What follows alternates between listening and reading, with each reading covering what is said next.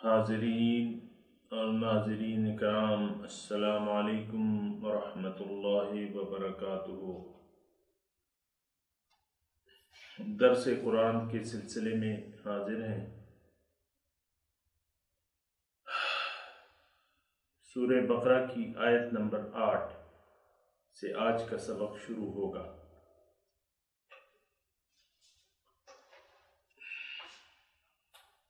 بہتر یہ ہے کہ آپ کے سامنے کلام پاک ہونا چاہیے، جس کو سمجھنے کے لیے آپ بیٹھے ہیں۔ بہتر یہ ہے کہ آپ کو باوضو اور پورے آداب کے ساتھ بیٹھیں اور اللہ کے کلام کو اپنے لیے سمجھ کے اس کو سمجھنے کی کوشش کریں اور اس کے مضامین کو اپنے دل میں اتارنے کی کوشش کریں اور اس سے نصیحت حاصل کرنے کی کوشش کریں، کیونکہ اللہ تعالیٰ نے فرما دیا ہے کہ قرآن کو میں نے سمجھنے کے لیے آسان بنا دیا ہے، بس ہے کوئی اس کو جو سوچے اور سمجھے۔ اللہ اکبر۔ اعوذ باللہ من الشیطان الرجیم، بسم اللہ الرحمن الرحیم۔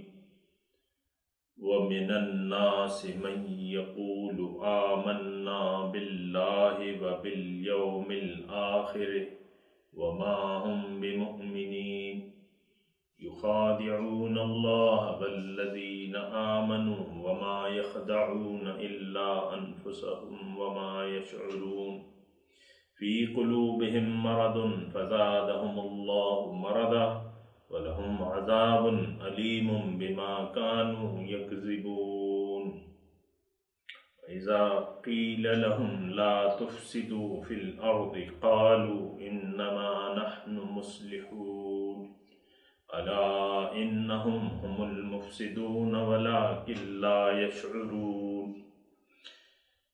وَمِنَ النَّاسِ لفظی ترجمہ، لوگوں میں سے بعض ایسے ہیں، من یقول جو کہتے ہیں، آمنا باللہ ہم ایمان لے آئے اللہ پہ اور یوم آخرت پہ، وما ہم بمؤمنین حالانکہ یہ ایمان لانے والے نہیں ہیں۔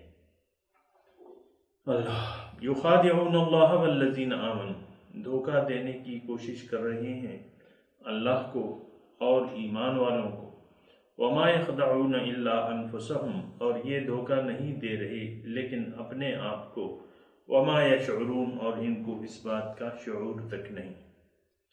فی قلوبہم مرض اس کی وجہ کیا ہے؟ ان کے دل میں مرض ہے، بیماری ہے۔ فزادہم اللہ مرضا اللہ تعالیٰ نے بڑھا دیا ان کا مرض۔ ولہم عذاب علیم بما کانوا یکذبون ان کے لیے دردناک عذاب ہے بسبب ان کی تکذیب کے۔ وَإِذَا قِيلَ لَهُمْ لَا تُفْسِدُوا فِي الْأَرْضِ قَالُوا إِنَّمَا نَحْنُ مُصْلِحُونَ اور جب ان سے کہا جاتا ہے کہ فساد نہ برپا کرو زمین میں، وہ کہتے ہیں کہ ہم تو اصلاح کرنے والے ہیں۔ أَلَا إِنَّهُمْ هُمُ الْمُفْسِدُونَ جان لو کہ یہی لوگ فساد پھیلانے والے ہیں، وَلَكِنْ لَا يَشْعُرُونَ لیکن ان کو اس بات کا شعور تک نہیں ہے۔ پہلی دو آیات کے بارے میں ہم نے کل بات کی تھی کہ جو لوگ زبانی دعویٰ کرتے ہیں اور حقیقت میں وہ مومن نہیں ہیں اور دھوکہ دینے کی کوشش کر رہے ہیں اللہ تعالیٰ کو، لیکن وہ دھوکہ نہیں دیتے لیکن اپنے آپ کو اور ان کو اس بات کا شعور تک نہیں۔ آج کا سبق جو ہے وہ یہ دو آیت تو میں نے اس لیے ترجمہ آپ کو پڑھ دیا تاکہ آپ کو کل کا سبق جو ہے وہ ذہن میں رہے۔ آج کا جو سبق ہے جس پہ ہم بات کرنے کی کوشش کریں گے، فی قلوبہم مرض ان کے دلوں میں مرض ہے، بیماری ہے۔ فزادہم اللہ مرضا اللہ تعالیٰ نے بڑھا دیا ہے ان کا مرض اور ان کے لیے دردناک عذاب ہے، بما کانوا یکذبون بسبب اس کے جو وہ تکذیب کرتے ہیں۔ منافقوں کا ذکر شروع ہے اور وہ لوگ جو ایمان لائے تھے اور ایمان کے مطابق عمل کر رہے تھے، صاحبان تقوی، ان کا اللہ تعالیٰ نے تذکرہ کر دیا۔ پھر جن لوگوں نے واضح انکار کر دیا ان لوگوں کا تذکرہ ہو گیا۔ اب تذکرہ ہو رہا ہے وہ لوگ جو زبانی طور پہ تو ایمان کے اقراری ہیں، یعنی اللہ تعالیٰ کی توحید پہ اور یوم آخرت پر ایمان رکھتے ہیں، لیکن حقیقت میں وہ مومن نہیں ہے۔ تو ان کے بارے میں بات چیت ہو رہی ہے کہ آخر اس کی وجہ کیا ہے، یہ لوگ کیوں ایسا کرتے ہیں، ان کی دلوں میں کیا ہے آخر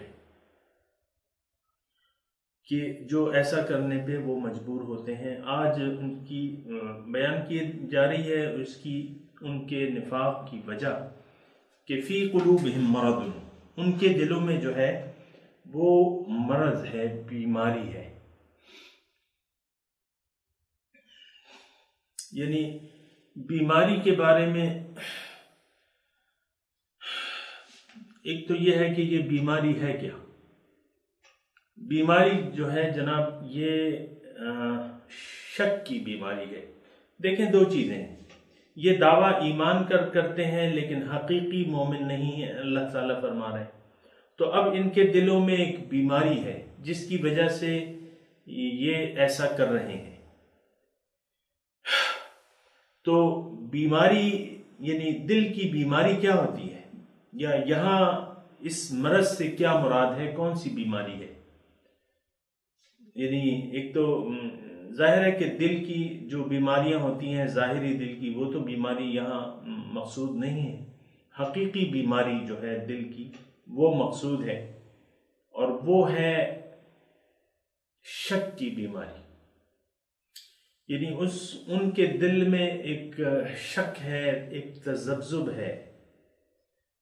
تو دیکھیں یقین کے مقابلے میں جو یقین کا متضاد ہوتا ہے وہ غیر یقینی کیفیت ہوتی ہے، شک کی کیفیت ہوتی ہے۔ یعنی ایک شخص کا ایک چیز کے بارے میں پورا یقین نہ ہو تو اب ظاہر ہے کہ وہ ایک شک میں مبتلا ہوتا ہے۔ یہ بات سمجھنے کے لیے اتنی مشکل نہیں ہے، یعنی یا تو آپ کا ایک چیز پر یقین ہوگا اور یا نہیں ہوگا۔ تو جب یقین نہیں ہوگا تو اس کا مطلب یہ ہے کہ آپ اس چیز کے بارے میں شک میں مبتلا ہوں گے۔ اب کون سی چیز، کس چیز کے بارے میں شک؟ جو دعوت رسول ہے وہ کیا ہے؟ دعوت اللہ، اللہ کی طرف دعوت، اللہ تعالیٰ کی طرف رسول ہمیں بلا رہے ہیں، اللہ تعالیٰ کی طرف۔ ففروا الی اللہ، اے لوگو اللہ کی طرف چلو، کیونکہ اللہ تعالیٰ ہی تمہارے معبود ہیں، تمہارے رب ہیں، تمہارے مقصود ہیں، تمہارے محبوب ہیں۔ تو انہی کو محبوب رکھو، اللہ تعالیٰ ہی کو محبوب رکھو، اللہ تعالیٰ ہی کو اپنی زندگی کا مقصد بنا لو اور اسی کی بندگی اختیار کر لو۔ تو یہ تو رسول کی دعوت ہے، قرآن کی دعوت۔ اللہ کی دعوت کیا ہے؟ وہ بھی اپنی طرف بلا رہا ہے اور کہہ رہا ہے کہ میں نے جو جنت تیار کی ہے اس کے لیے جلدی کرو، وسارعوا الی مغفرۃ من ربکم وجنہ، اپنے رب کی بخشش اور مغفرت کی طرف جلدی کرو، تو جنت کی طرف۔ واللہ یدعو الی الجنۃ والمغفرہ باذنہ، او کما قال، اللہ تعالیٰ کہہ رہا ہے اللہ تعالیٰ تو بلاتا ہے جنت کی طرف اور مغفرت کی طرف۔ عزیزان گرامی، دو چیزیں ہیں جو ہمارے سامنے ہیں، ایک تو ظاہر ہے اور ایک باطن ہے۔ دیکھیں بات کو اگر آپ سمجھنے کی کوشش کریں تو آپ کی سمجھ میں آ جائے گی جلدی بات۔ تو دو ہی چیزیں ہیں عزیزان گرامی، کیا؟ ایک تو ظاہر ہے جو ہمارے سامنے ہے، زُيِّنَ لِلنَّاسِ حُبُّ الشَّهَوَاتِ مِنَ النِّسَاءِ وَالْبَنِينَ وَالْقَنَاطِيرِ الْمُقَنطَرَةِ مِنَ الذَّهَبِ وَالْفِضَّةِ وَالْخَيْلِ الْمُسَوَّمَةِ وَالْأَنْعَامِ وَالْحَرْثِ۔ اللہ تعالیٰ کہتے ہیں یہ چیزیں جو ہیں یہ محبوب ہیں، ظاہری جو چیزیں ہیں، حب، خواہشات، محبت، خواہشات کی محبت مزین ہے، یعنی یہ چیزیں جو ہیں اس میں جو ہیں کیا ہیں، من النساء عورتیں ہیں، والبنین اولاد ہے، بیٹے ہیں، سونے چاندی کے لگے ہوئے ڈھیر ہیں، من الذهب والخیل المصومہ، اور نشان زدہ گھوڑے ہیں، آج کل آپ اس کی جگہ موٹریں کہہ سکتے ہیں، گاڑیاں ہیں، نئی نویلی گاڑیاں ہیں، والانعام چارپائے ہیں، والحرث زمین ہے۔ تو یہ دیکھیں ایک چیز تو ظاہر ہے اور ایک چیز باطن ہے۔ اللہ کی دعوت، اللہ کے رسول کی دعوت، قرآن کی دعوت ظاہر کی طرف نہیں ہے، اس بات کا آپ یقین کر لیں۔ یہ ہمارا مقصود اور مطلوب نہیں ہے۔ جو چیزیں ہمیں اچھی لگتی ہیں یہ ہمارا کبھی مقصود اور مطلوب نہیں ہے۔ کیوں؟ کہ یہ تو رہ جانے والی چیزیں ہیں، یہ تو عارضی فائدہ ہے۔ جتنے بھی آپ سونے چاندی کے ڈھیر جمع کر لیں گے وہ تو رہ جائیں گے، بیٹے رہ جائیں گے، بیویاں رہ جائیں گی، مکانات رہ جائیں گے، گاڑیاں رہ جائیں گی، یہ ساری چیزیں جو ہیں یہ رہ جانے والی ہیں، یہ تو عارضی فائدہ ہے۔ ذالک متاع، ان کل ذالک لما متاع الحیات الدنیا۔ ایک تو حیات دنیا کی عارضی چیزیں ہیں، عارضی فائدہ اٹھانے کے لیے تمتع، بلکہ ساری دنیا کی زندگی جو ہے وہ انما هذه الحیات الدنیا متاع وان الدار الاخرۃ ہی دار القرار۔ اللہ تعالیٰ فرماتے ہیں قرآن میں کہ دیکھو یہ دنیا کی زندگی جو ہے یہ تو متاع ہے، تھوڑا سا فائدہ ہے، اس کو برت کر آپ نے واپس چلے جانا ہے دار آخرت، آخرت کی گھر، وَإِنَّ الدَّارَ الْآخِرَةَ هِيَ دَارُ الْقَرَارِ، رہنے کی جگہ تو آخرت ہے۔ تو دو چیزیں ہیں عزیزان گرامی، ایک ہمارے سامنے ظاہر ہے، ایک ہمارے سامنے باطن ہے۔ اب جس چیز پہ آپ کا یقین ہوگا دوسری چیز کے بارے میں آپ شک میں مبتلا ہوں گے۔ بہتر یہ ہے کہ ہم منافق کی علامات کو جان لیں۔ آخرت کے بارے میں وہ شک میں مبتلا ہوتا ہے، اللہ کے بارے میں، اللہ کی ربوبیت کے بارے میں، اللہ تعالیٰ کی طاقت کے بارے میں اس کا دل شک میں مبتلا ہوتا ہے، اور اس کی بنسبت ظاہر پہ اس کا اعتماد ہوتا ہے، سونے چاندی پہ، بیٹوں پہ۔ دیکھیں ان ظاہری چیزوں پر ہم اعتماد کرتے ہیں کہ نہیں کرتے؟ آپ خود اندازہ لگا لیں۔ ظاہر پہ اعتماد کرتا ہے، منافق جو ہے وہ ظاہر پہ اعتماد کرتا ہے۔ تو دیکھیں دو چیزیں ہیں، دو مقاصد ہیں، دو منازل ہیں آپ کے سامنے، ایک ظاہر دنیا ہے، دنیا اور ما فیہا، اس کے علاوہ جو ہے وہ اللہ تعالیٰ کی رضا ہے، اللہ تعالیٰ کی جنت ہے جو اس نے تیار کر دی ہے۔ یہ دو مقامات ہیں، اس کے بارے میں یہ نہیں ہو سکتا کہ آپ دونوں چیزوں پہ یقین رکھیں، ایک چیز پر آپ کا یقین ہوگا یا ہونا چاہیے۔ بیک وقت دو چیزوں پہ تو دو چیزیں ہیں ہی نہیں یقین کے قابل، یعنی میں ویسے ایک عام بات کر رہا ہوں، عام انسان کی میں بات کر رہا ہوں، یعنی ایک چیز سے محبت آپ کی ہوگی، دو چیزوں سے بیک وقت آپ محبت کر ہی نہیں سکتے،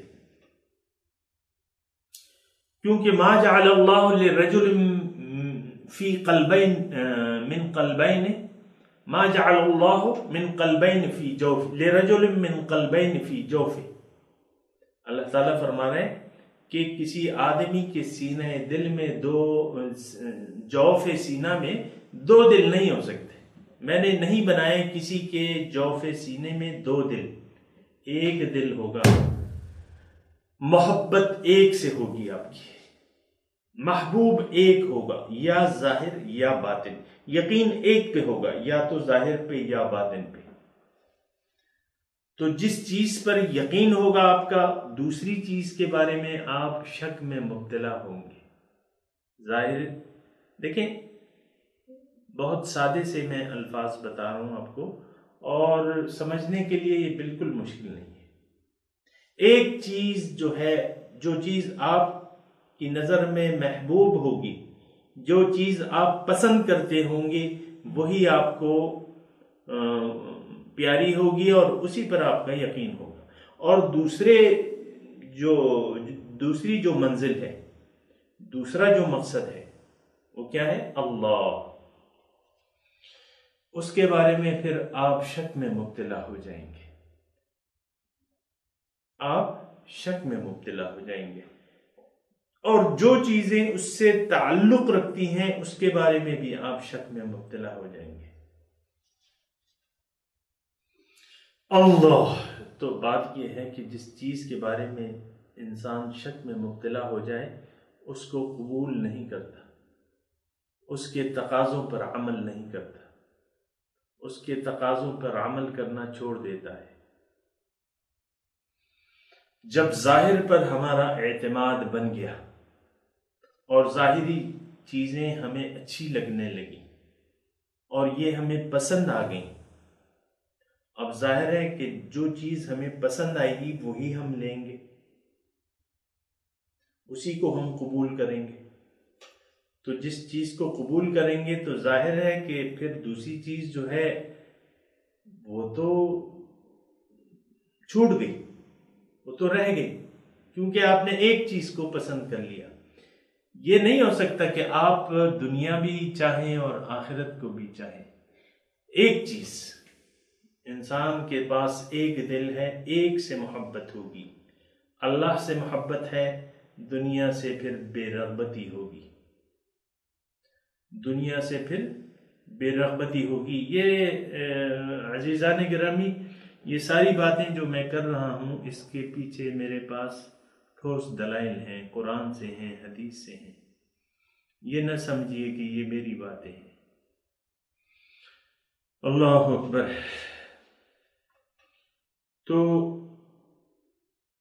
منکم من یرید الدنیا ومنکم من یرید الآخرہ، اللہ تعالیٰ فرماتے ہیں کہ تم میں سے بعض ایسے ہیں جو دنیا کو پسند کرتے ہیں اور بعض ایسے ہیں جو آخرت چاہتے ہیں۔ تو دونوں چیزوں سے بیک وقت دونوں چیزیں مقصود ہو ہی نہیں سکتی، یہ جان لیں اور اس حقیقت کو مان لیں۔ آپ دنیا بھی چاہ رہے ہیں، آخرت بھی چاہ رہے ہیں۔ وہ فارسی کا ایک شعر مجھے یاد آ گیا اس وقت کہ ہم خدا خواہی ہم دنیائے تو، این خیالستو محالستو جنو۔ تم اللہ کو بھی چاہتے ہو اور دنیا کو بھی چاہتے ہو۔ اگر تمہارا یہ خیال ہے کہ ایسا صحیح ہے تمہارا کرنا یا تمہاری سوچ صحیح ہے، تو یہ تمہاری خیال ہے ایک بس، وہ محال ہے۔ این خیالست او محالست تو جنو، یہ تمہاری پاگل پنتی کی بات ہے، محال ہے یہ بات، ناممکن ہے یہ بات کہ تم دنیا کو بھی چاہو اور آخرت کو بھی چاہو۔ ایک چیز کو تمہیں ترجیح دینی ہوگی۔ منکم من یرید الدنیا ومنکم من یرید الآخرہ، ایک چیز کو ترجیح دینی ہوگی۔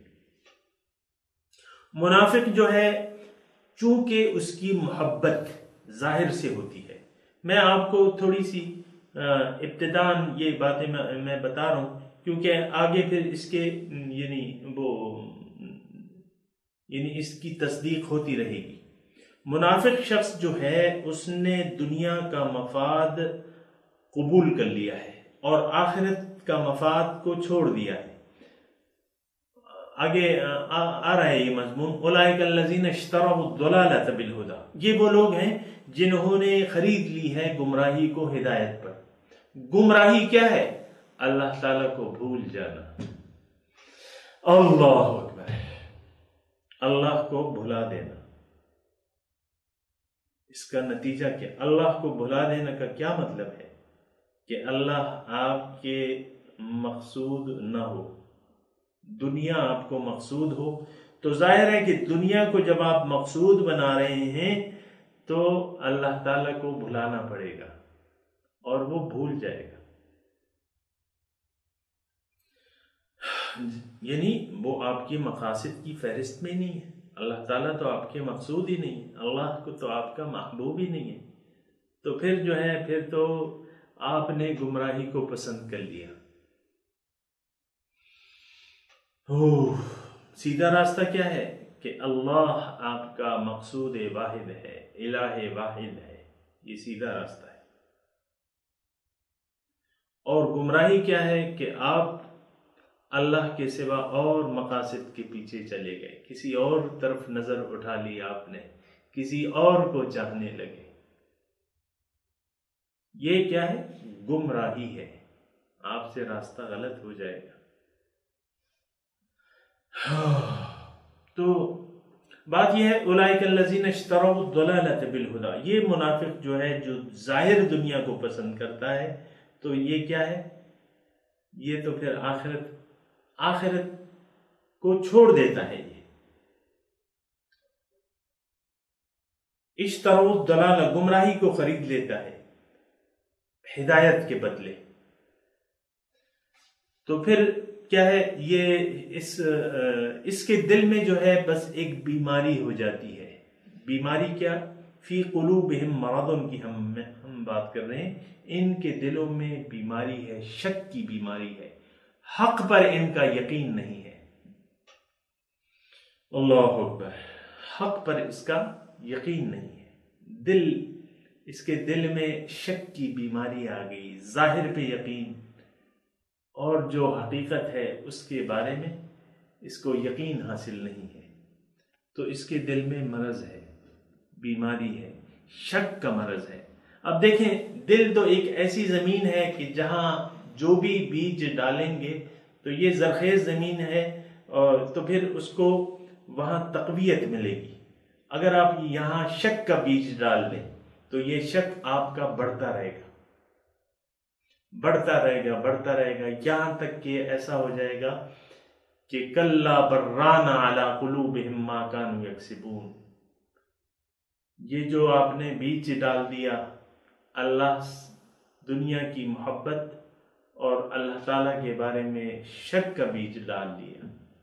میں دوبارہ کہہ رہا ہوں کہ شک کیا؟ کہ اللہ تعالیٰ کو آپ پسند نہیں کر رہے، اس کو محبوب نہیں بنا رہے، دنیا کو مقصود بنا لیا، دنیا ہی کو چاہ رہے ہیں. ایک آیت میرے ذہن میں گھوم رہی ہے تو میں بتا دوں تو بہتر ہوگا. اللہ تعالیٰ ایسے شخص کے بارے میں حضور صلی اللہ علیہ وسلم سے مخاطب ہے، وَأَعْرِضْ عَمَّنْ تَوَلَّى عَنْ ذِكْرِنَا وَلَمْ يُرِدْ إِلَّا الْحَيَاةَ الدُّنْيَا.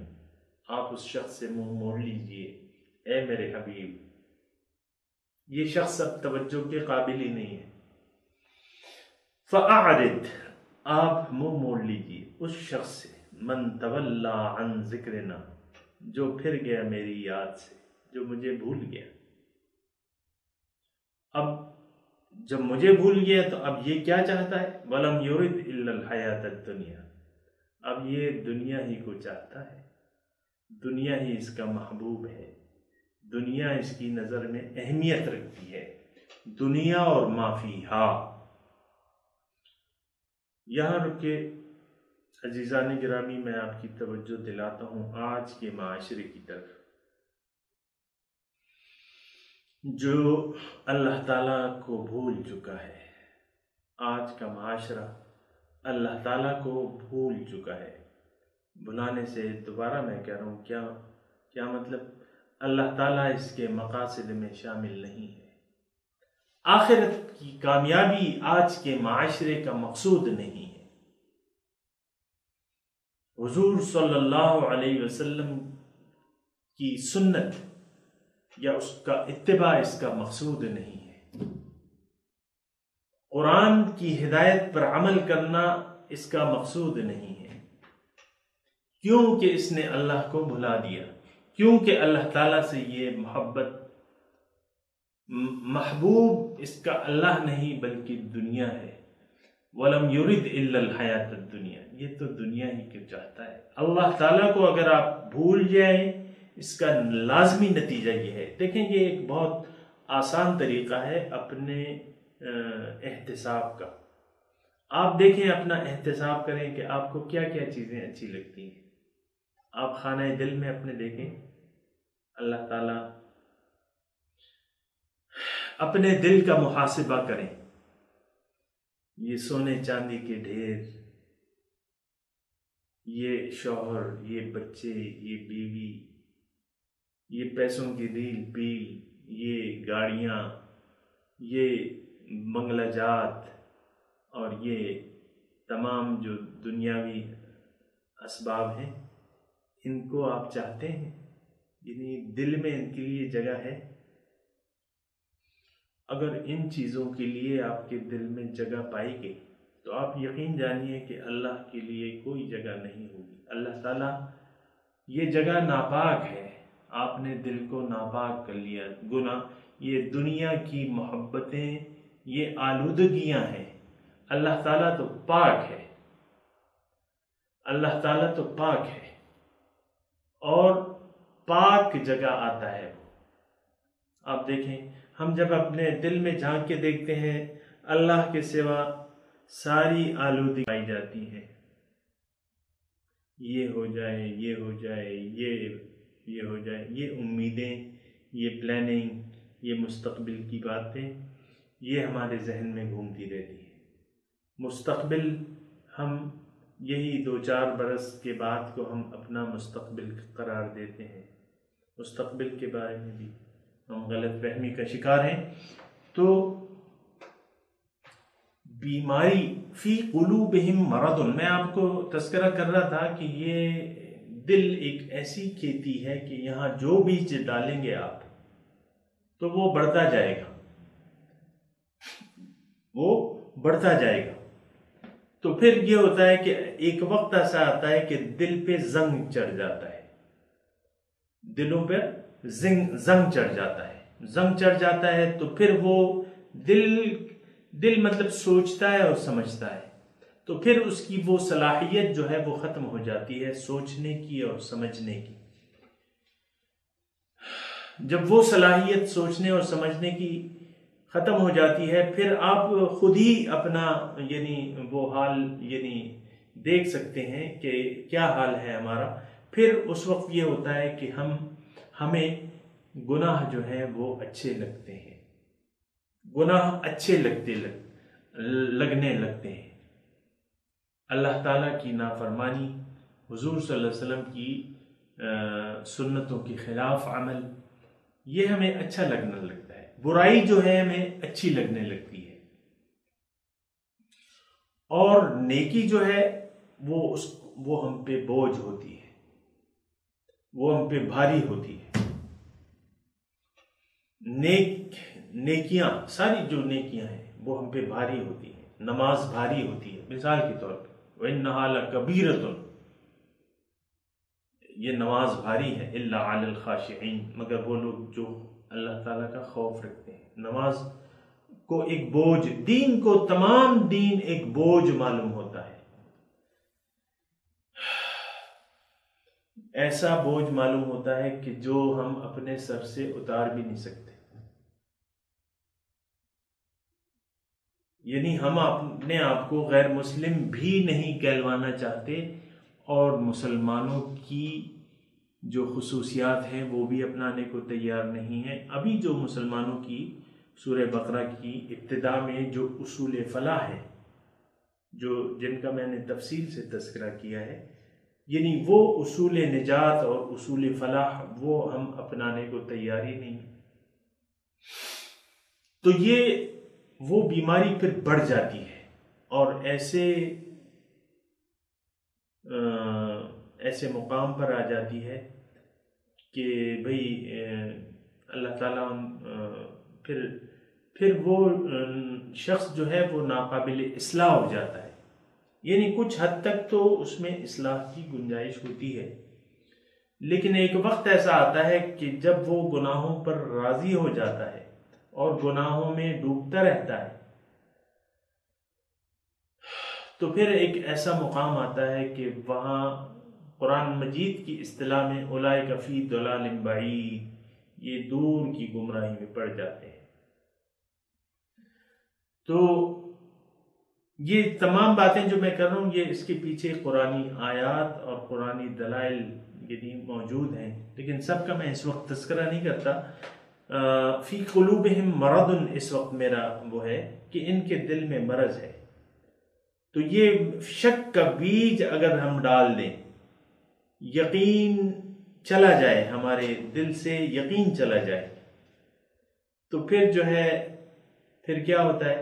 فزادہم اللہ مرضا، اللہ تعالیٰ یعنی اللہ نہیں بڑھاتا، لیکن قدرتی طور پہ آپ جو چیز پسند کریں گے، اللہ تعالیٰ تو یہاں کسی کو مجبور بھی نہیں کرتا ہدایت پہ، نہ کسی کو گمراہی کا، بلکہ اللہ تعالیٰ نے دونوں راستے دکھا دیے ہمیں، وَهَدَيْنَاهُ النَّجْدَيْنِ، دونوں راستے اللہ تعالیٰ فرما رہے ہیں میں نے تمہیں دکھا دیے، تو اب تمہاری مرضی ہے۔ فَمَنْ شَاءَ فَلْيُؤْمِنْ وَمَنْ شَاءَ فَلْيَكْفُرْ، جس کا جی چاہے وہ یقین کر لے اور جس کا جی چاہے تو انکار کر دے۔ تو ہم نے تو یعنی یقین سے ہٹ کے انکار کی روش اختیار کر لی ہے۔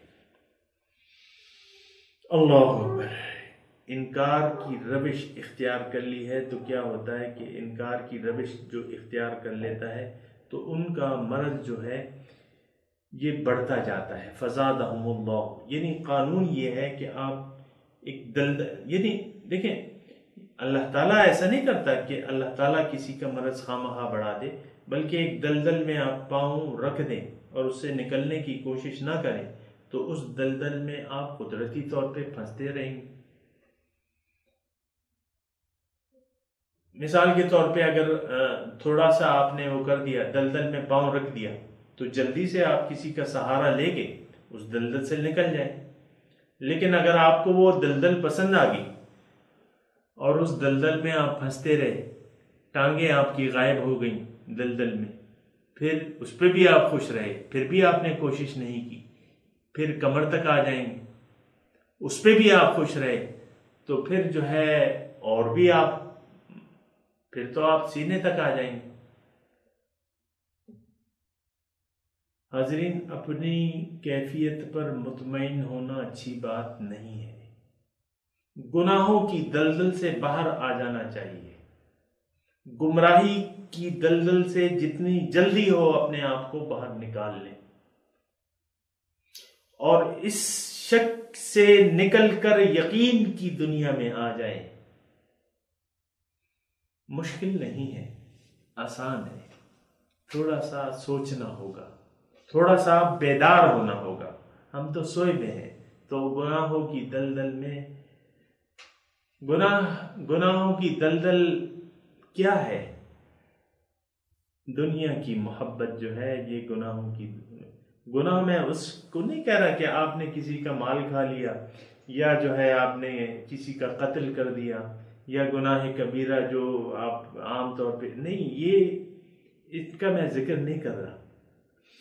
اللہ تعالیٰ کو بھلا دینا اور دنیا پر یقین کر لینا، دنیا اور ما فیہا کو پسند کر لینا، یہ ایک ایسی دلدل ہے جس میں آپ نے قدم رکھا تو اس میں نیچے گرتے جائیں گے، اور ایک مقام ایسا آئے گا کہ پھر آپ کو کسی حق کی طرف بلانے والے کی آواز سنائی نہیں دے گی۔ قرآن میں اس کے بارے میں ہے، لَهُمْ أَصْحَابٌ يَدْعُونَهُ إِلَى الْهُدَىٰ ائْتِنَا، اللہ، ان کے لیے ساتھی تو ہیں جو ان کو پکار رہے ہیں کہ بھئی سیدھا راستہ تو یہ ہے، ائتنا، ہمارے پاس آ جاؤ۔ ہدایت تو اللہ کی، ان ھدی اللہ ھو الھدی، اللہ کی ہدایت ہی اصل ہدایت ہے۔ لیکن وہ آدمی چونکہ اس نے گناہ کو پسند کر لیا ہے، گناہ کیا ہے؟ عظیم گناہ جو ہے اللہ تعالیٰ کو بھلا دینا ہے۔ وَلَا تَكُونُوا كَالَّذِينَ نَسُوا اللَّهَ، تم ان لوگوں کی مانند نہ ہو جاؤ جنہوں نے اللہ کو بھلا دیا ہے، نتیجتاً وہ اپنے آپ کو بھی بھول گئے ہیں۔ اللہ اکبر، وَلَا تَكُونُوا كَالَّذِينَ نَسُوا اللَّهَ فَأَنسَاهُمْ أَنفُسَهُمْ۔ تو فزادہم اللہ مرضا، اللہ نے ان کا مرض بڑھا دیا۔ اس کے مراد یہ ہے کہ آپ نے ایک دلدل میں پاؤں رکھا تو آپ اور اس پر آپ راضی ہو گئے، تو پھر جو ہے یہ ہے کہ اس دلدل میں آپ، یہ دلدل کا میں نے الفاظ استعمال کر رہا ہوں، یہ بڑے اچھے سمجھنے کے لیے اچھے الفاظ ہیں، کیونکہ دلدل میں آپ نے قدم رکھا تو چاہیے کہ فوراً آپ اس سے نجات حاصل کرنے کی کوشش کریں، لیکن اگر آپ اس پر راضی ہو گئے، اس پر راضی ہو گئے، تو پھر یہ ہے کہ اس دلدل میں آپ پھنستے جائیں گے۔ اللہ اکبر۔ تو پھر قرآن کی ایک اور آیت کے مطابق میں آپ کو سناتا ہوں کہ اِنَّكَ لَا تُسْمِعُ الْمَوْتَى، اللہ تعالیٰ فرما رہا ہے کہ تم مردوں کو نہیں سنا سکتے، وَلَا تُسْمِعُ الصُّمَّ الدُّعَاءَ إِذَا وَلَّوْا مُدْبِرِينَ، اور تم بہروں کو اپنی آواز نہیں سنا سکتے جبکہ وہ آپ سے پیٹھ پھیر کے چلے جائیں، اذا ولوا مدبرین، پیٹھ پھیر کے چلے جائیں آپ سے۔ لا تسمع الموتى انک لا تسمع الموتى، اللہ تعالیٰ فرما رہے ہیں کس کو؟ جو ہادی ہے، کہ تم مردوں کو نہیں، جو قبر اپنے بدنوں کی قبروں میں جن کا ضمیر مردہ ہو چکا ہے، جو اس دنیا کی محبت کی دلدل میں گرفتار ہو چکے ہیں، اے رسول آپ کی آواز کا بھی ان پہ کوئی اثر نہیں ہوگا۔ اللہ اکبر۔ ہمارے سامنے مثالیں موجود ہیں، مثالیں موجود ہیں ہمارے سامنے، اور عام دور کیوں جاتے ہیں؟ آپ معاشرے کو دیکھ لیں، کئی اشخاص آپ کو مل جائیں جو آپ ان کے سامنے کوئی نیکی کا تذکرہ سنیں وہ بور ہو جائیں گے آپ کی باتوں سے، آپ کی باتوں سے بور ہو جائیں گے کہ بھئی بس کرو، یعنی اگر آپ کی کچھ شخصیت ہے تو وہ تو چپ کے آپ کے سامنے، لیکن وہ اپنے دنیاوی فکروں میں ہوں گے، لیکن اگر متوجہ بھی ہیں تو آپ کی باتیں ان پہ بھاری لگیں گی، آپ کی باتیں ان کو بھاری لگیں گی۔ تو فزادہم اللہ مرضا، اللہ نے ان کا مرض بڑھا دیا۔ تو اللہ تعالیٰ نہیں بڑھاتا، لیکن کیا ہوتا ہے کہ ایک انسان جب ناشکری پہ، اللہ کی ناشکری پہ رضامند ہو جاتا ہے، ناشکری اور شکر، اس کے بارے میں پھر کسی اور وقت مضمون میں بیان کروں گا، جب ناشکری پہ راضی ہو جاتا ہے تو پھر یہ ہے کہ اس دلدل میں پھنستا جاتا ہے۔ ہاں ایک اور چیز ہے عزیزان گرامی، اللہ کی محبت کا بیج اگر اس دل میں بو دیا جائے، اگر ایک انسان بیدار ہو جائے، ایک انسان بیدار ہو جائے، اپنے رب کو پہچان لے، اپنے خالق کو پہچان لے، اپنے آپ کو پہچان لے، اور اللہ کی محبت کا بیج اس دل میں وہ بو دے، اللہ راضی ہو جائے کہ اللہ اس کا معبود ہے، اس بات پہ راضی ہو جائے کہ اللہ تعالیٰ اس کے مقصود واحد ہے، اس پہ راضی ہو جائے کہ اللہ میرے محبوب حقیقی ہے یا محبوب واحد ہے، اس پہ راضی ہو جائے، تو پھر جو ہے یہ ایک بیج ہے جو دل کی زمین میں آپ ڈال دیں اور اس کو پھر پانی دیتے رہیں، اس کو آپ اللہ اور اس کے رسول کی اطاعت کا پانی پلاتے رہیں، اللہ اور اس کے رسول کی اطاعت میں مصروف ہو جائیں، تو وہ بیج جو ہے وہ بڑھتا رہتا ہے، وہ نشو و نما حاصل کرتا رہتا ہے۔ اللہ اکبر۔ تو پھر یہ ہے کہ دل تو دیکھیں ایک زمین ہے، ایک ایسی زرخیز زمین ہے، اگر اس میں شک کا بیج آپ ڈال دیں گے تو وہ شک آپ کا بڑھتا رہے گا۔ فزادہم اللہ مرضا، اللہ تعالیٰ نے ان کی بیماری کو بڑھا دیا، لیکن اگر اللہ تعالیٰ کی محبت کا بیج آپ ڈال دیں گے، کیوں کر آپ سوچ سے کام لیں گے، آج سمجھ سے کام لیں گے کہ بھئی میں کون ہوں، اپنے آپ کو پہچان کے سوال کریں گے میں کون ہوں؟ بھئی میں تو روح ربانی ہوں، اللہ کی پھونکی ہوئی روح ہوں۔ قل الروح من امر ربی، اللہ کا حکم ہوں۔ وَنَفَخْتُ فِيهِ مِن رُوحِي فَقْعُوا لَهُ سَاجِدِينَ، فرشتوں جب اس کا میں ظاہری جسم برابر کر دوں اور اس میں اپنی روح پھونک دوں، فَقْعُوا لَهُ سَاجِدِينَ، پھر تم اس کو سجدہ کر لینا۔ تو یہ اگر ہم جاگ کر، خواب غفلت سے جاگ کر اللہ کی محبت کا بیج، چھوٹا سا بیج ڈال لیا، پھر اس کو پانی دیتے رہیں جیسے کہ میں نے آپ کو کہا، تو وہ بیج جو ہے وہ پھر کیا ہوگا؟ یہ کلمہ طیبہ جو ہے، الف اللہ چمبے دی بوٹی مرشد من میرے وچ لائی ہو، نفی اسبات تا پانی ملیا ہر رگے ہر جائی ہو۔ اللہ اکبر، بات کہاں سے کہاں چلی گئی؟ الف اللہ چمبے دی بوٹی مرشد من میرے وچ لائی ہو، میرے مرشد نے لا الہ کی بوٹی جو ہے میرے دل میں ڈال دی ہے۔ نفی اسبات دا پانی ملیا ہر رگے ہر جائی، جیوے مرشد کامل باہو جے اے بوٹی لائی ہو۔ اللہ میرے مرشد کو آباد رکھے جو ایسی بوٹی اس نے میرے دل میں ڈال دی۔ اللہ تو فزادہم اللہ مرضا، اللہ تعالیٰ نے ان کا مرض اور زیادہ کر دیا۔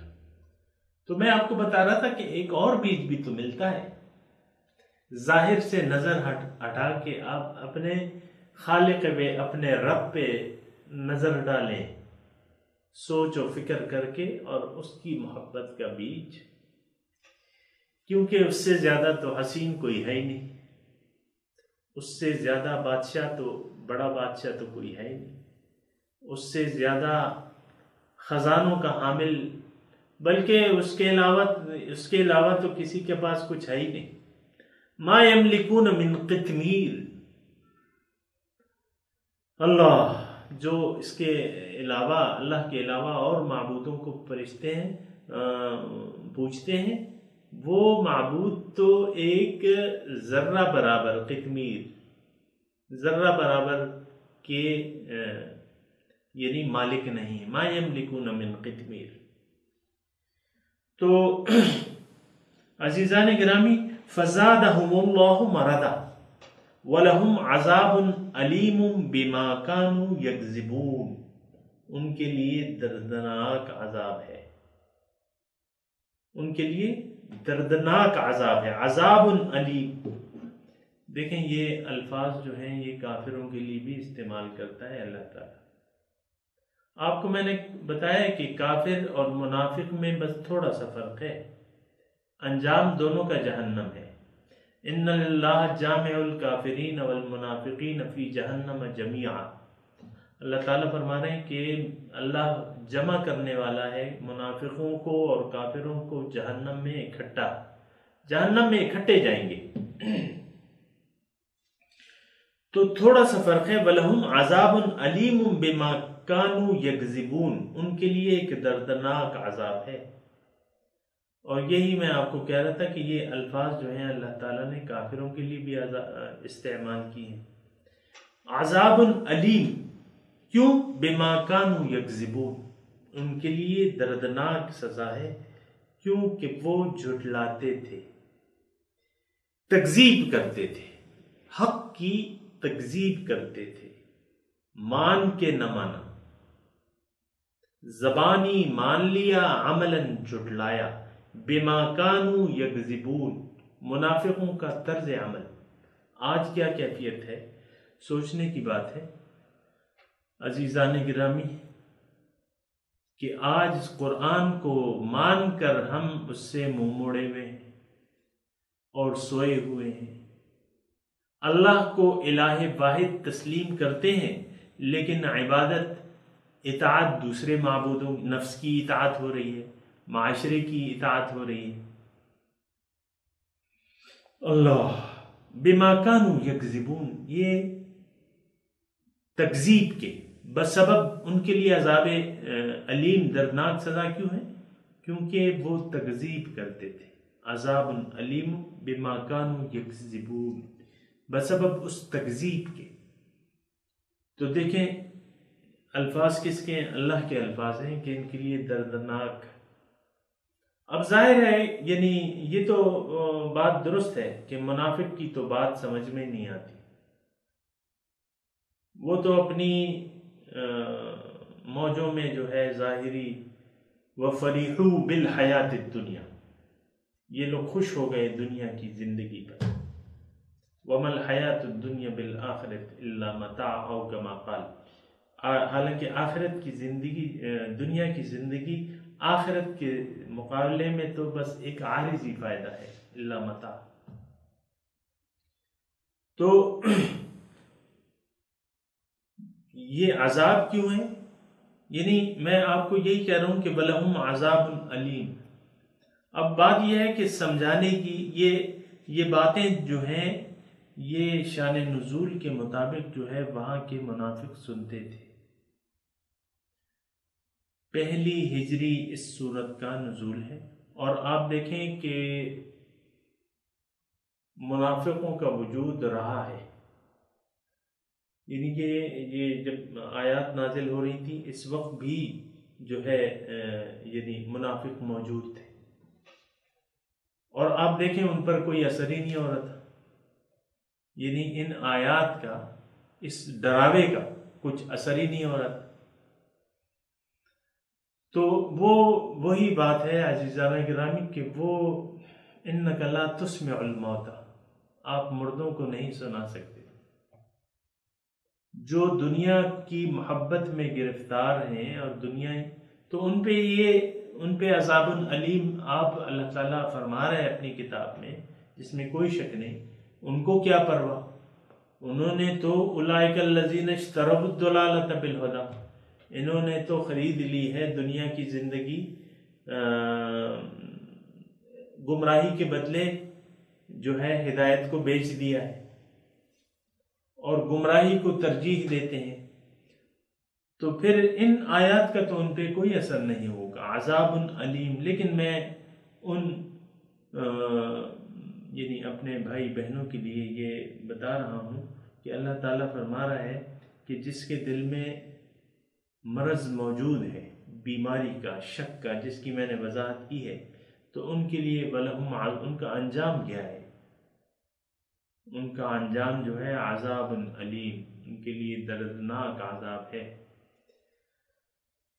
اور یہ عذاب جو ہے یہ آخرت تک محدود نہیں ہے، اتنا میں آپ کو ضرور بتا دوں کہ اللہ کا عذاب جو ہے اسی دنیا میں، اس دنیا میں بھی ہے اور آخرت میں۔ لہم فی الدنیا خزی ولہم فی الآخرت عذاب علیم، ان کے لیے دنیا میں بھی شرمندگی ہے، اور آخرت میں تو عذاب ہے ہی ہے۔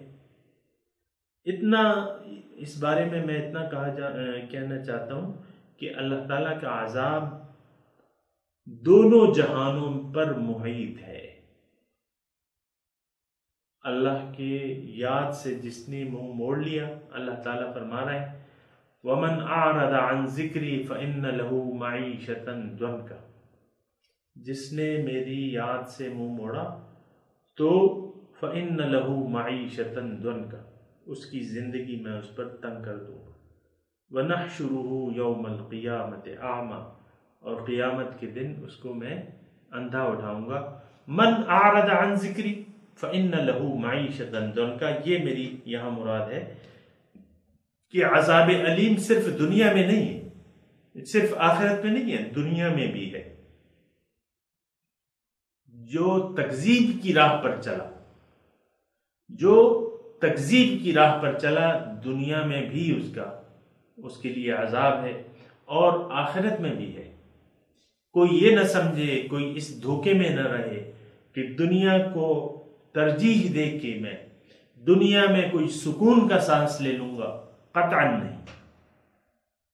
بالکل یہ اللہ تعالیٰ کے کلام کے خلاف بات ہوگی، اور اللہ کا کلام تو سچا ہے۔ اللہ تعالیٰ خود فرما رہا ہے من اعرض عن ذکری، جس نے میری یاد سے منہ موڑا تو فإن له معیشتا ضنکا، اس کی زندگی میں اس پر تنگ کر دوں گا۔ معیشت جو کہ زندگی وہ گزار رہا ہے، ضنکا تنگ کر دوں گا۔ سب کچھ ہوگا اس کے پاس، مال ہوگا، اولاد ہوگی، بیوی ہوگی، بنگلے ہوں گے، کاریں ہوں گی، لیکن پریشان ہوگا۔ آج دیکھ لیں آپ اپنے ارد گرد دیکھ لیں کہ ہم خوشحال ہیں کہ بدحال ہیں۔ آج کا مسلمان جو ہے وہ بدحال ہے، وہ خوشحال نہیں ہے۔ قلبی سکون، دائمی قلبی سکون کسی کو حاصل نہیں۔ تو یہ کیا وجہ ہے؟ جو اللہ والے ہیں، جو مومن ہیں، اللہ تعالیٰ فرماتا ہے کہ جو مومن ہے، جو صاحب ایمان ہے، ان پر نہ کوئی خوف ہوگا نہ کوئی غم ہوگا۔ الا ان اولیاء اللہ لا خوف علیہم ولا هم یحزنون۔ دیکھو اللہ تعالیٰ کے جو دوست ہیں، اور دوست کون ہیں؟ وہ تو مومن ہی اللہ تعالیٰ کے دوست ہوتے ہیں۔ ان پر نہ کوئی خوف ہے نہ کوئی غم ہے، وہ اطمینان کی کیفیت میں ہے، وہ خوشحال ہے۔ لا خوف علیہم ولا هم یحزنون۔ لیکن جو ایسے نہیں ہیں، جو اللہ کے دوست نہ ہیں نہ بننے کی کوشش کرتے ہیں، تو وہ بدحال ہوں گے۔ ان کو دنیا میں بھی شرمندگی ہے اور آخرت میں ان کے لیے عذاب عظیم ہے۔ دنیا ان پر تنگ ہوگی۔ یہ قارئین یہ الفاظ نوٹ کر لیں، میرے نہیں قرآن کے الفاظ ہیں۔ اور پھر آپ اپنے ارد گرد دیکھ لیں کہ لوگ خوشحال ہیں کہ بدحال ہیں۔ اگر بدحال ہیں تو ان کو اس کی وجوہات جان لینا چاہیے، خوشحالی کی بھی وجوہات جان لینا چاہیے۔ خوشحالی جو ہے وہ کس میں ہے؟ وہ اللہ کی یاد میں ہے۔ اطمینان جو ہے وہ اللہ کی یاد میں ہے۔ الا بذکر اللہ تطمئن القلوب۔ دیکھو اللہ کی یاد سے دلوں کو چین ملتا ہے، اللہ کی یاد ہی سے دلوں کو چین ملتا ہے۔ تو اگر چین حاصل کرنا چاہتے ہیں، مطمئن ہونا چاہتے ہیں، اللہ کی یاد کو اپنے اوپر حاوی کر لیں، اللہ کو یاد کریں۔ اس کے ہم بتاتے رہتے ہیں مطلب کیا مطلب؟ ایک تو یہ ہے کہ مان لیں کہ وہ آپ کا خالق ہے، مان لیں کہ وہ آپ کا رب ہے، اس پر یقین کریں، اس کی صفات پر یقین کریں، مان لیں کہ وہ مطلوب واحد ہے، مقصود واحد ہے، محبوب واحد ہے۔ یہ چیزیں آپ مان لیں، اور اس کو مان کے پھر اس پودے کی، اس لا الہ کے پودے کی پرورش کریں، تو انشاءاللہ وہ منزل دور نہیں ہے جو کہ مطلوب ہے، جو کہ مقصود ہے۔ وآخر دعوانا ان الحمد للہ رب العالمین، والسلام علیکم ورحمۃ اللہ وبرکاتہ۔